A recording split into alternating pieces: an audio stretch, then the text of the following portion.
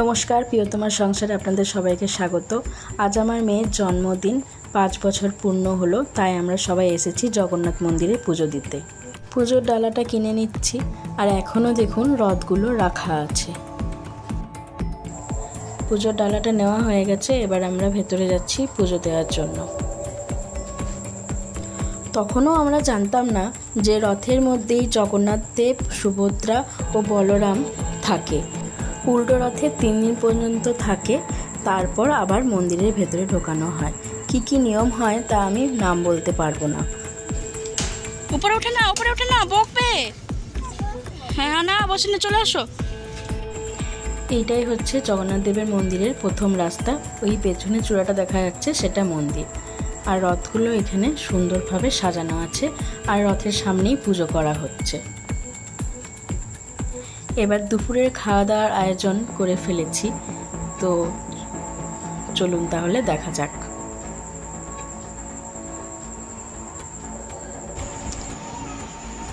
তুমি খুশি? কত কোনটা ভালো লাগছে বলো? সব ভালো লাগছে?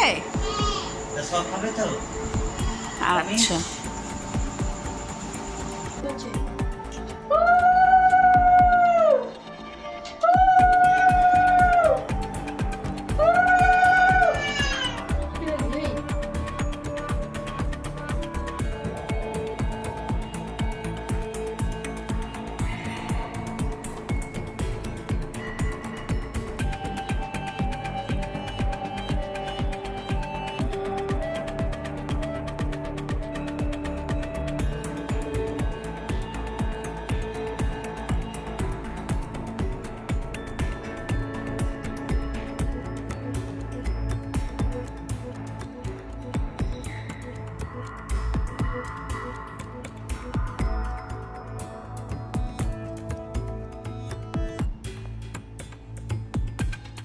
খুব বড় হয়। হ্যাঁ মা, ভালো করে পড়াশোনা করবে। হ্যাঁ, রাখো তোমার কাছে, পরে রেখে দেবো। তোমার কি? Thank you.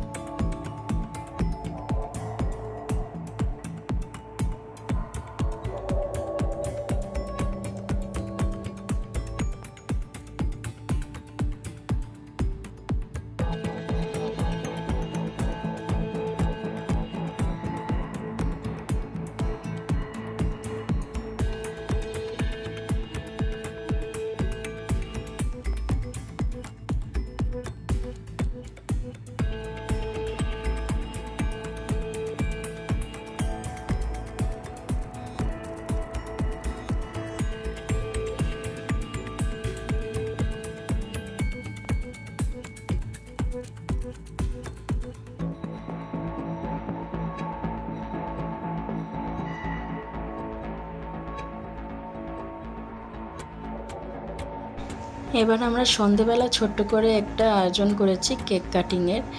তো আমার মাম্মার আর একটা ফ্রেন্ড এসেছিল, সেই সবাই মিলে কেক কাটা হচ্ছে। সানডে আরেকদিন দুষ্টুর জন্মদিন করা হবে, সেদিন সবাইকে নেমন্তন্ন করা হয়েছে।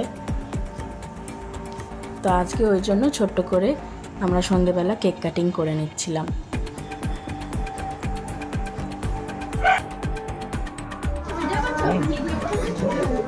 হচ্ছে তো তোমার পিছনে, চলো চলো। Happy birthday to you, happy birthday to you, happy birthday dear Adrija, happy birthday to you.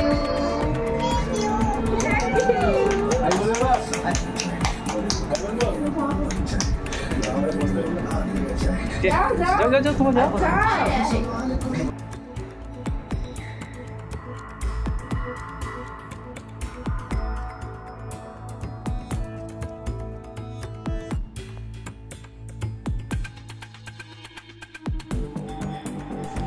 আজকের ভিডিওটা এখানেই শেষ করছি।